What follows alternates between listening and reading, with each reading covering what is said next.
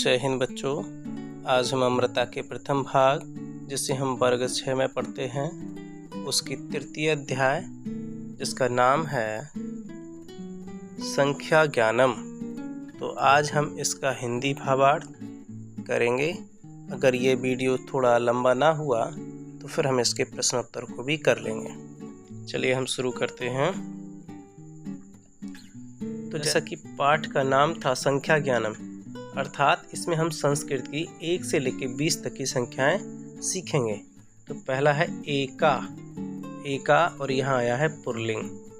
तो पुल्लिंग में बोलते हैं एका। हम पिछला वीडियो में बात किए थे कि जो लिंग हैं वो संस्कृत में 3 होते हैं। पहला पुल्लिंग, दूसरा स्त्रीलिंग और तीसरा नपुंसकलिंग। तो इसी आधार पे 1 से लेकर 4 तक संख्याएं भी अलग अलग लिंग में होती हैं। उसके बाद संख्याएं एक समान चलती हैं। तो एका, एका बालिका पठती, एक बालक पढ़ता है। एका बाला पठती, एक लड़की पढ़ती है। एकम पुष्पम विकसति, एक फूल खिलता है। अब ये हो गया हमारे पास एक के लिए क्या, अगर पुरुष है तो एका, महिला है तो एका, और नपुंसक लिंग है कोई पेड़ पौधा या बेजान वस्तु है तो उसे कहेंगे एकम। ऐसा ही द्वो अश्वो धावता, 2 घोड़े दौड़ते हैं। द्वे महिले गायता, 2 महिलाएं गाती हैं। द्वे चक्रे भ्रमता, 2 पहिया घूमते हैं। इस तरीके से इसमें यानी हमें मिला द्वे द्वे द्वे, क्या होगा द्यो द्वे द्वे, एका एका एकम। चलिए अगला देखते हैं। अब 3, तो इसको बोलते हैं त्रिया। त्रिया खगा कूजंती, 3 चिड़ियां कूकती हैं। त्रिस्रा बालिका क्रीडंती, 3 लड़कियां खेलती हैं। त्रीणि पत्राणि पतंती, 3 पत्ता या पत्तियां गिरती हैं। तो यहाँ देखिए हमारा त्रिया, त्रिस्रा, त्रीणि। ऐसे ही खटवाया चत्वारा पादा संति, खटिया के 4 पैर हैं। संति मतलब हैं, और यहाँ हमारा मिला चत्वारा। अगला है चतुर्सा महिला भ्रमंती, 4 महिलाएं घूमती हैं। अगला है अत्र चत्वारि पुष्पाणि संति, यहाँ 4 फूल हैं। तो यहाँ हमको मिला 4 के लिए चत्वारा, चतुर्सा, चत्वारि। इस तरीके से अगला देखते हैं। अब हमारा लिंग वचन से कोई मतलब नहीं है, यहाँ सेम चलता है। हर लिंग के लिए एक ही आएगा। पंच, पंच का मतलब 5। पंच पांडवा गच्छन्ति, 5 पांडव जाते हैं। भ्रमरस्य 6 पादा संति, भ्रमरा के यानी भौरा के 6 मतलब 6 पैर होते हैं यह है। सप्त तारका गगने भ्रांति, भांति, 7 तारे, तार का मतलब तारे, गगन आकाश में, भांति, भांति का मतलब होता है चमकते हैं। 7 तारे आकाश में चमकते हैं। अत्र 8 फलानि संति, यहाँ 8 फल हैं। तत्र 9 पतंगा संति, तत्र मतलब वहाँ, नव मतलब 9, पतंगे संति हैं, वहाँ 9 पतंगे हैं। 10 मोटर यानानि गच्छन्ति, 10 मोटर गाड़ियाँ जाती हैं। एकादश फलाने गुच्छे संति, एकादश यानी 11 फल गुच्छे में हैं। अत्र यहाँ 12 कंदुकानि संति, यहाँ 12 मतलब 12 है, 12 का मतलब 12 गेंदे हैं। तत्र, तत्र मतलब वहाँ 13 पुस्तकानि संति, वहाँ 13 पुस्तकें हैं। चतुर्दशा, चतुर्दशा का मतलब 14। छात्रः नृत्यन्ति, नृत्यन्ति 14 छात्राएं लड़कियां नाचती हैं।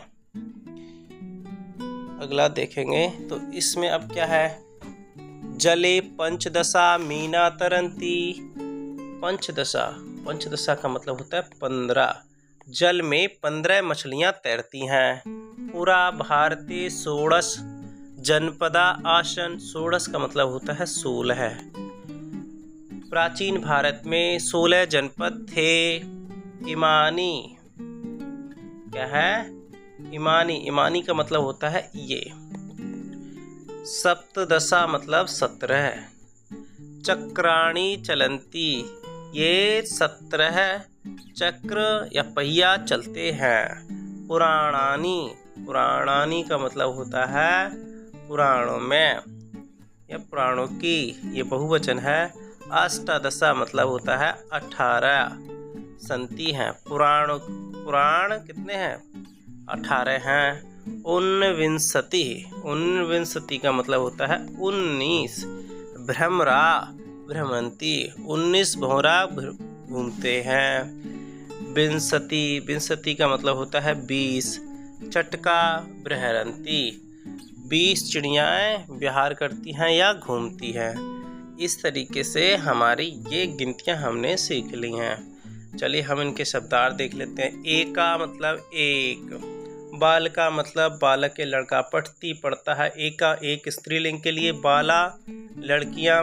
एकम नपुंसकलिंग के लिए एक आता है। दो आता है पुल्लिंग के लिए, 2 संख्याओं के लिए। अश्व घोड़ा धावता दौड़ते हैं। द्वे स्त्रीलिंग के लिए आता है, 2 संख्याओं के लिए। महिले 2 स्त्रियां या महिलाएं। चक्रे मतलब पहिया, 2 पहिए हैं। द्वे का मतलब होता है 2 नपुंसकलिंग के लिए। भ्रमरता घूमते हैं। त्रया 3 पुल्लिंग के लिए। खगा चिड़िया। त्रिस्रा स्त्रीलिंग के लिए आता है, 3 के लिए। क्रीडंती खेलती हैं या खेलते हैं। त्रीड़ी नपुंसक के लिए, 3 संख्या के लिए आता है। पत्राणी पत्ते। पतंती गिरते हैं। चतवारा पुल्लिंग के लिए आता है, 4। पादा पैर। संति हैं। चतरसा स्त्रीलिंग के लिए आता है, 4 के लिए। भ्रमंती घूमते हैं या वृक्षों या पेड़ में। चतवारी नपुंसकलिंग के लिए आता है, 4 के लिए। पुष्पाणी फूल या पुष्प। पंच मतलब 5। पांडवा पांडव। भ्रमरस भौरा का या भौरे के। सठ 6। सप्त होता है 7। तारका तारे। गगने आकाश में। भ्रांति चमकते हैं। अष्ट 8। नव 9। पतंगा पतंग। 10। मोटर यानी मोटर गाड़ियां। एकादश 11। गुच्छे में। 12 12 है। अत्र यहाँ। कंदुकानी गेंदे। तत्र वहाँ। 13 के लिए कहते हैं हम त्रयोदशा। पुस्तकानी पुस्तकें किताबें। तिष्ठन्ति राखी हैं। चतुर्दशा 14 है। नित्यंती नाचती है। जले जल में। पंचदशा 15 है। मीना मछलियाँ। तरंती तैरती हैं। पुरा प्राचीन या पहले। षोडश 16 है। जनपदा जनपद। आसन थे। इमानी का मतलब ये होता है नपुंसकलिंग में। सप्तदश 17 है। चक्राणी चक्के। चलंती चलते हैं। एतानी नपुंसकलिंग में, ये भी एक के सेंस में आता है। अष्टादश 18। पुराणानी पुराण। तो पुराणों की संख्या हम देखे थे कितनी होती हैं, 18 होती हैं। लास्ट बचा उनविंशति 19। विंशति 20। चटका गोरया चिड़िया। बहरंती विहार करती हैं या घूमती हैं। इस तरीके से हमारा शब्दार्थ कंप्लीट होता है। अब चलते हैं अभ्यास की तरफ। तो इसी चैप्टर के हम अभ्यास को अब कंप्लीट करेंगे। इसमें सबसे पहले हम मौखिक प्रश्न उत्तरों को करेंगे। चलिए हम पहला प्रश्न देखते हैं। उच्चारण करें। तो जैसा हम बात करते हैं कि 1 से लेकर 4 तक ये हमारा लिंग पर निर्भर करता है। लिंग बोले तो जैसा हमने बताया था कि लिंग हमारे 3 तरीके के होते हैं, जिसमें पहला हमारा है पुल्लिंग, दूसरा है स्त्रीलिंग और तीसरा है नपुंसकलिंग। हम इसको शॉर्ट में लिखे हैं, पूरा नहीं लिखे हैं। तो पहला वाला ये हमारा दिया है पुल्लिंग का, ये हमारा दिया है स्त्रीलिंग का और तीसरा दिया है हमारा नपुंसकलिंग का। तो इसमें जैसे जैसे हमारा ये 1 से लेकर 4 तक के हैं, ये हमारे लिंग पर आधारित हैं।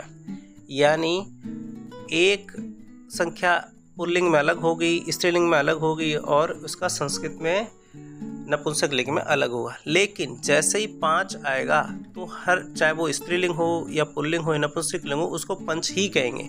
इसी प्रकार 5 से आगे जितनी संख्याएं आती हैं उसका संस्कृत में एक ही है, लिंग के अनुसार वो बदलता नहीं है। ठीक है, अब हम देखते हैं यहाँ पहला पुल्लिंग में एकहा, इसको बोलेंगे एकहा, एका, एकम।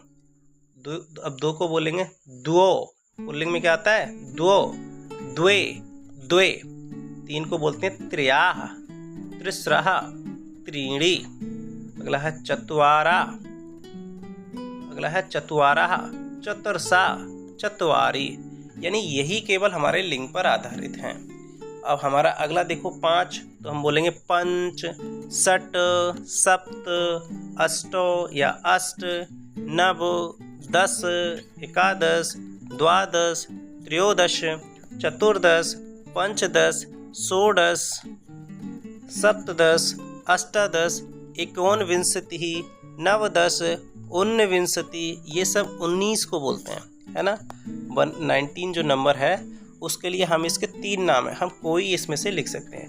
विंशति, विंशति का मतलब होता है 20। तो इस तरीके से कुछ आप, जैसे आप नाम जानते होंगे, आपने नव का सुना होगा, नवरात्रि होता है ना, नवरात्रि सुना होगा आपने। षोडश भी सुना होगा, षोडश माताएं होती हैं। पंच आपने सुना होगा, षट आपने सुना है, सप्तऋषि आपने सुना है। कुछ शब्दों से आप, एकादश आपने सुना है, कुछ एकादश व्रत होता है। त्रयोदश आपने सुना होगा, भोले बाबा का रखता है, त्रयोदश तेरस बोलते हैं जिसको, है ना। तो ये सब नंबर हैं संस्कृत के। तो इसमें कुछ नंबर से आप जानकारी है आपको, कुछ का नहीं है। चलिए, अब आपको हो गई होगी। अगला इसमें क्वेश्चन सेकंड वाला दिया है कि इनका भी हमको क्या करना है, उच्चारण करना है। ख में बालकः, बालको, बालकः, गजः, गजो, गजः, फलं, फले, फलानि, पुष्पं, पुष्पे, पुष्पाणि, चक्रं, चक्रे, चक्राणि, बाला, बाले, बालाः, चटका, चटके, चटकाः, महिला, महिले, महिलाः। इस तरीके से हमारा ये उच्चारण पूरा हुआ। अब चलते हम लिखित प्रश्नों की ओर। इसमें पहला दूसरा प्रश्न हमको दिया है कि चित्र को देखकर संख्या लिखनी है। यहाँ पर हमारे पास कितनी संख्याएं हैं? 4 हैं। कैसी हैं? 4 संख्याएं हैं। और ये 4 हमारे पास, हमने बताया था 1 से लेके 4 हैं, वो लिंग पर आधारित होती हैं। अब ये गेंद है, ना तो ये पुरुष है ना तो स्त्री है, ये नपुंसक लिंग में है। तो नपुंसक लिंग में हमारे पास जो आता है वो आएगा चत्वारी। क्या आएगा? चत्वारी। तो इसमें हम भर देंगे चत्वारी। अब ये हमारे पास फूल दिए हैं, तो फूल हमारे पास कैसे आते हैं नपुंसक लिंग में? तो 2 संख्या में कितने? 1 और 2, 2, तो हम लिख देंगे द्वे। क्या लिख देंगे? द्वे। अब 1 और 2, बालक कितना है? 2, तो 2 संख्या पुरुष में आती है द्वय। क्या आती है? द्वो। हम लिख देंगे इसमें द्वो। अब 1 दिखिए महिला, तो इसको हम बोलेंगे एका। क्या बोल देंगे? एका। अब ये फल है, कदली फल है, तो कदली फल में कितने हैं? इसमें हमको 4, 5 दिख रहे हैं, तो हम लिख देंगे 1, 2, 3, 4, 5, यानी 5 दिख रहा है, तो हम बोल देंगे पंच कदली फल। ठीक है, फलानी। तो 5 इसमें, और इस तरीके से हमारा पहला प्रश्न कंप्लीट होता है। दूसरे में दिया है नीचे दी गई संख्याओं के संस्कृत में पद लिखना है। अब देखो 11 को तो जैसे दिया, उदाहरण के यथा का मतलब होता है जैसे, यथा को संस्कृत में, वो हिंदी में कहते हैं जैसे। तो 11 को तो लिख दिया एकादश। 7 को क्या बोलते हैं? सप्त। 7 को बोलते हैं हम सप्त। 5 को बोलते हैं पंच। 13 को बोलते हैं त्रयोदश। 13 को बोलते हैं हम त्रयोदश। 19 को हम कुछ लिख सकते हैं, नवदश लिख सकते हैं। ठीक है, नवदश लिख सकते हैं। ऊनविंशति लिख सकते हैं।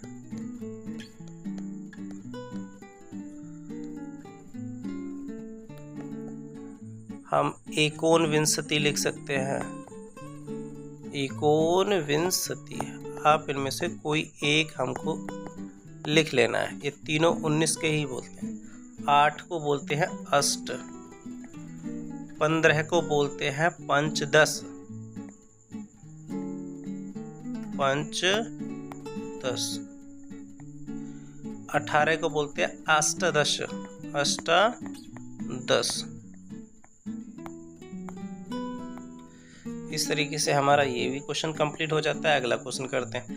निम्नलिखित संख्याओं को बढ़ते क्रम में पुनः लिखें। जी, बढ़ते क्रम में लिखना है। बढ़ते क्रम बोले तो सबसे छोटा पहले, उसके बाद और सबसे बाद में क्या आएगा, सबसे बड़ा आएगा, सबसे बड़ा। तो देखते हैं सबसे छोटा कौन है। ये पंच सप्त, तो सबसे पहला हमको मिल गया पंच, तो हम लिखेंगे पंच। फिर इसके बाद हमको मिलता है सट, सट इसमें नहीं है, तो सट नहीं है हमारे पास, तो सप्त तो है, तो हम लिख देंगे सप्त। इसको हम 1 नंबर पे लिख दिए, इसको हम 2 नंबर पे लिख देंगे। सप्त के बाद आता है अष्ट, इसको हम 3 नंबर पे लिख देंगे। अष्ट हो गया। अष्ट के बाद आता है नव, ये वाला नव लिख देंगे। फिर नव के बाद इसमें 10 है नहीं, तो एकादश कर देंगे। इसके बाद एकादश, एकादश के बाद द्वादश दिया है हमारे पास, द्वादश। द्वादश के बाद इसको हम मिटा देते हैं, द्वादश हो गया। द्वादश के बाद हमारे पास बचा है त्रयोदश, तो हम लिखेंगे त्रयोदश। और लास्ट में हमारे पास बचा अष्टादश, इसको हम लिख देंगे अष्टादश। तो इस तरीके से हमारे पास ये क्रम हो गया। पहला पंच सप्त अष्ट नव एकादश द्वादश त्रयोदश और अष्टादश। इस तरीके से हमारा ये क्रम भी पूरा हो गया बढ़ते क्रम में। चलिए अगला क्वेश्चन दिया है, वर्णों को जोड़कर शब्द लिखें। तो ये हमको वर्ण विच्छेद दिया है, इसका हमको करना है शब्द बनाना है, यानी वर्ण जोड़ना है। तो हम जैसा कि इसमें ये हमारा हो जाता है क्री, क्या हो गया, ये हम बोल दिए क्री हो गया। ये हमारा आधा शा ऐसा ही रहा, और ये हमारा हो गया ण, तो कृष्ण। इस तरीके से ये उदाहरण में दिया है। ये हमारा हो गया बा, ये हमारा क्या हो गया बा। ये हमारा हो गया ला, ये हमारा हो गया ला, और इसको जोड़ेंगे हमारा हो गया कहा, तो इसका हमारा हो जाएगा बाल कहा। ठीक है, इसको हम जोड़ेंगे तो हमारा हो गया पा, इसको जोड़े तो हमारा हो गया ता, इसको जोड़ेंगे तो ये तो आधा रहेगा, क्योंकि ये आधा ही रहेगा, और इसमें हो जाएगा ती, ये हमारा हो जाएगा ती, तो ये बन जाएगा पतंती। ये हमारा बना निरी, और आधा ता ऐसे ही, क्योंकि ये इसमें स्वर नहीं है, तो ये हमारा या बनेगा पूरा, ये आधा ता बनेगा, और ये बना मा, तो ये हमारा हो गया नृत्यम।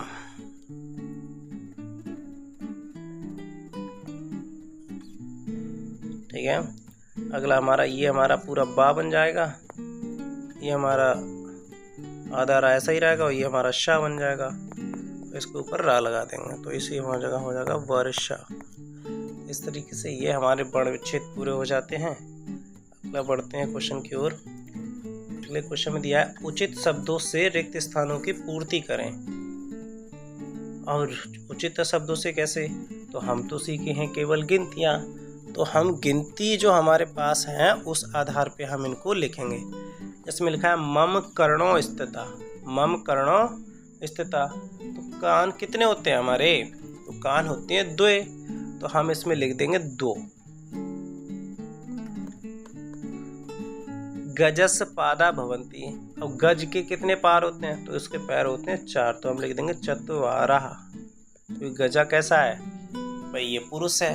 इसी तरीके से मम नासिका संति, तो मम मैं एक वचन है, तो हम लिख देंगे एक कहा।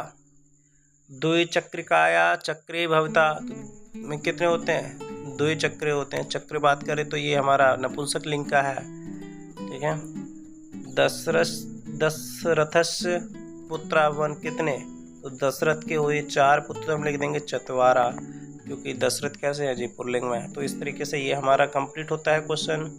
7वां प्रश्न है, रेखा खींचकर मिलान कीजिए। तो मिलान करना है तो पहला दिया सट। सट क्या है? सट है ऋतुएं। ऋतुएं कितनी है? सट। 5 क्या है? 5 है जी पांडव। 2 क्या है? 2 है हाथ। 1 क्या है? 1 है मुख। देव कितने हैं? देव है 3, ब्रह्मा विष्णु महेश। और चतवारा, चतवारा क्या है? वेद। इस तरीके से ये हमारी मैचिंग भी कंप्लीट होती है। इसी के साथ हमारी ये एक्सरसाइज कंप्लीट हो जाती है। आपको हमारा वीडियो कैसा लगा कमेंट करके ज़रूर बताएं।